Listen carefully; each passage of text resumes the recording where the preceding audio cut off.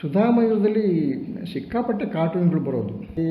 ಸಮಯ ಹೋಗ್ತಾ ಇತ್ತು ಅಂತ ಅದರಲ್ಲಿ ನನ್ನ ಮೊದಲನೇ ವ್ಯಂಗ್ಯಚಿತ್ರ ಇತ್ತಪ್ಪ. ಸೊಸೆಯಾಗಿ ಬಂದವರಿಗೆ ಒಂದು ಹೆಸರು ಚೇಂಜ್ ಮಾಡೋದು, ಅದು ಬಹುಶಃ ಚೆನ್ನಾಗಿ, ಯಾಕಂದ್ರೆ ಸ್ವಲ್ಪ ಜವಾಬ್ದಾರಿ ಜಾಸ್ತಿ ಇತ್ತು.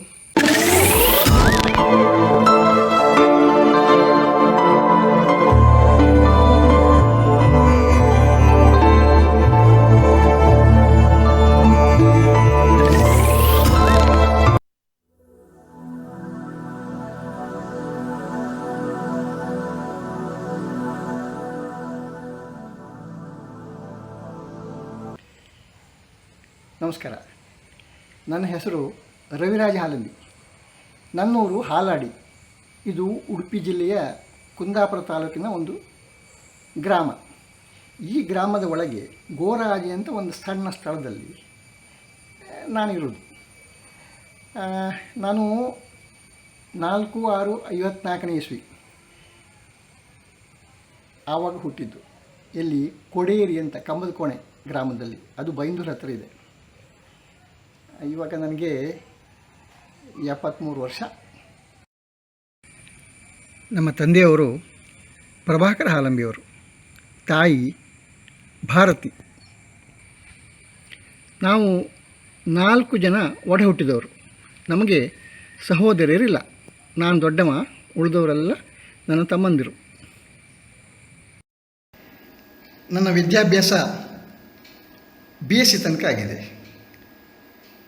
ನಂದು ಪ್ರಾಥಮಿಕ ಶಿಕ್ಷಣ ಹಾಲಾಡಿನಲ್ಲಿ, ಆಮೇಲೆ ಹೈಸ್ಕೂಲು ಗೋಳಿಯಂಗಡಿನಲ್ಲಿ, PUC ಶಂಕರನಾರಾಯಣದಲ್ಲಿ, ಅಲ್ಲದೆ ಕಾಲೇಜು BSc ಕುಂದಾಪುರದ ಬಂಡಾರ್ ಕಾರ್ಸ್ ಕಾಲೇಜಿನಲ್ಲಿ. ನಾವು ಚಿಕ್ಕಂದಿನಲ್ಲಿದ್ದವಾಗ, ಅಂದರೆ ನನಗೆ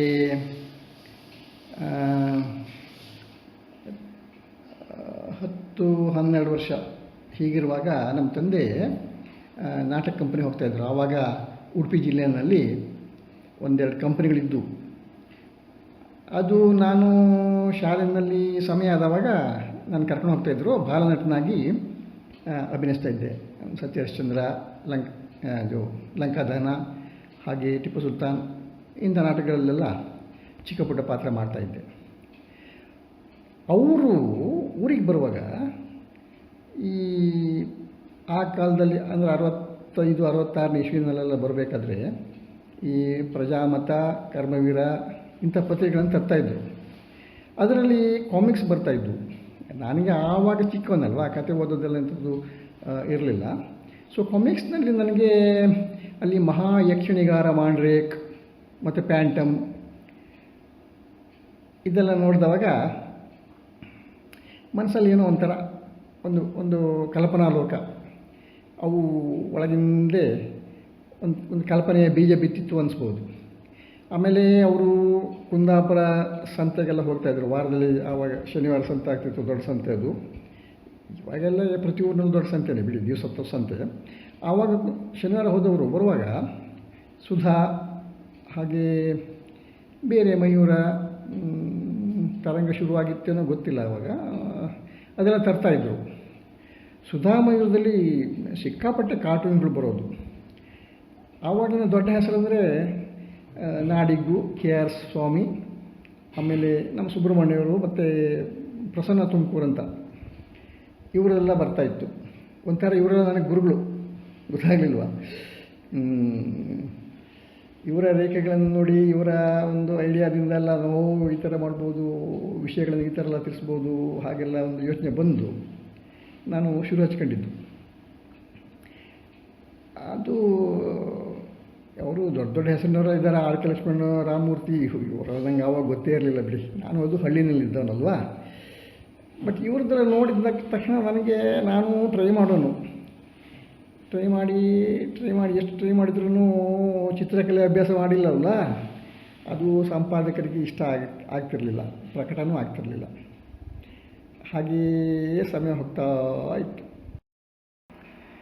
1973ರಲ್ಲಿ ನಂದು BSc ಮುಗೀತು. ಆವಾಗ 2 ವರ್ಷ ಕೆಲಸ ಇರಲಿಲ್ಲ, ಮನೇಲಿದ್ದೆ. 1975ರಲ್ಲಿ ನನಗೆ ಸಿಂಡಿಕೇಟ್ ಬ್ಯಾಂಕಿಂದ ಕ್ಲಾರ್ಕ್ ಪೋಸ್ಟಿಗೆ ಒಂದು ಗುಮಾಸ್ತನಾಗಿ ಒಂದು ಕೆಲಸ. ಅದು ಹತ್ತಿರ ಸ್ವಲ್ಪ ದೂರನೇ, 3 ವರ್ಷ ಮನೆ ಬಿಡಬೇಕಾಯ್ತು ನನಗೆ, ನಗರ ಅಂತ. ಅಲ್ಲಿ ಕೆಲಸ ಸಿಕ್ಕಿದ್ದು. ವಿಶೇಷ ಏನಂದರೆ ಅದು 1975 ಮೇ ತಿಂಗಳು. ಅದೇ ತಿಂಗಳಲ್ಲಿ ನನ್ನದು ವ್ಯಂಗ್ಯಚಿತ್ರ ಪ್ರಕಟ ಆಗಲಿಕ್ಕೆ ಶುರುವಾಯಿತು. ಫಸ್ಟಿಗೆ ಒಂದು ಚಿಕ್ಕ ಪತ್ರಿಕೆ, ಅದು ಅಳಿಕೆದು ಸೇವಾಮೃತ ಅಂತ, ಅದರಲ್ಲಿ ನನ್ನ ಮೊದಲನೇ ವ್ಯಂಗ್ಯಚಿತ್ರ. ಜೊತೆಗೆ ಅದೇ ತಿಂಗಳು ಉತ್ಥಾನ ಮತ್ತು ಸುಧಾದಲ್ಲಿ ಪ್ರಕಟ ಆಯಿತು.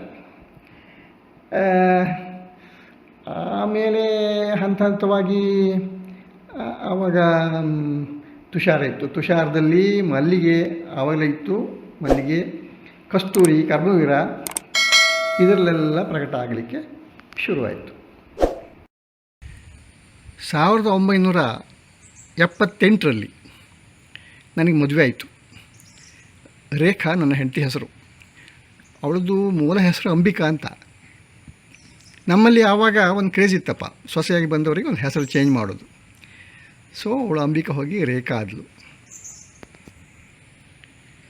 ಆವಾಗ ಹಿಂಗಿದ್ವಿ ನೋಡಿ. ಆಗ ಹಂಗಿದ್ವಿ, ಈಗ ಹಿಂಗಿದ್ದೀವಿ. ಓಕೆನಾ? ಆವಾಗ ಇಬ್ಬರಿದ್ದವರು, ಆಮೇಲೆ ಫ್ಯಾಮಿಲಿ ಹಿಂಗಾಗ್ತಾ ಹೋಯಿತು. ಇಷ್ಟೊಂದು ಜನ,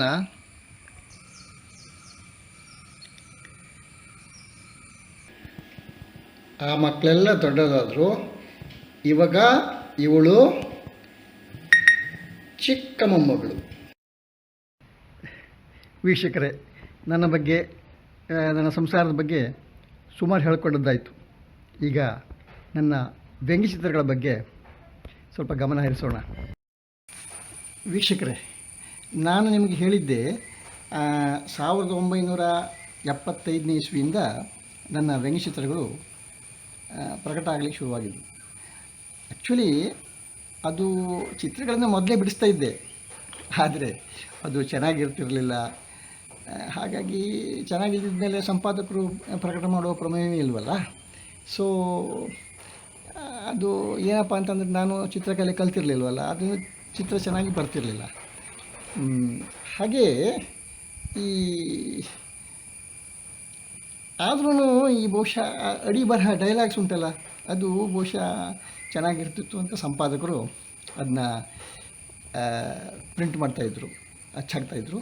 ಆಮೇಲೆ ಬಹುಶಃ ಜನನೂ ಅದನ್ನು ಮೆಚ್ಕೊಂಡಿರ್ಬೇಕು. ಯಾಕಂದರೆ ಅವರು ಏನಪ್ಪ ಅಂತಂದರೆ, ಜನರಿಗೆ ಇಷ್ಟವಾಗದಿದ್ದರೆ ಅವರು ಕಮೆಂಟ್ ಬರೀತಾರೆ, ಏನು ರೀ ಇದು ಕೊಳಕು ಚಿತ್ರಣ ಪ್ರಕಟ ಮಾಡಿದ್ದೀರಿ ಅಂತ. ಸೊ ಆವಾಗ ತನಗೆ ನಾನು ನಿಲ್ಲಿಸಿರೋರು. ಸೊ ಅದಾಗಲಿಲ್ಲ ಅಂದಮೇಲೆ ನಾನೊಂದು ಒಬ್ಬ ಲಕ್ಕಿ ಪರ್ಸನ್.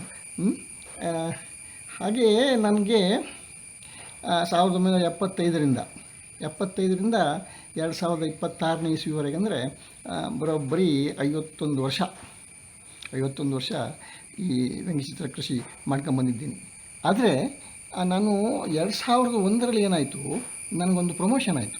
ಪ್ರಮೋಷನ್ ಆದವಾಗ ನಾನು ಸಿಂಡಿಕೇಟ್ ಬ್ಯಾಂಕ್ನಲ್ಲಿ ಇದ್ದೆ ಅಲ್ವಾ, ಅಲ್ಲಿ ಗುಮಾಸ್ತಗಿರಿಯಿಂದ ನನಗೊಂದು ಆಫೀಸರ್ಗಿರಿ ಬಂತು. ಸೊ ಆಫೀಸರ್ಗಿರಿ ಬಂದವಾಗ ಅವ್ರು ಏನು ಮಾಡಿದರು, ನನ್ನನ್ನು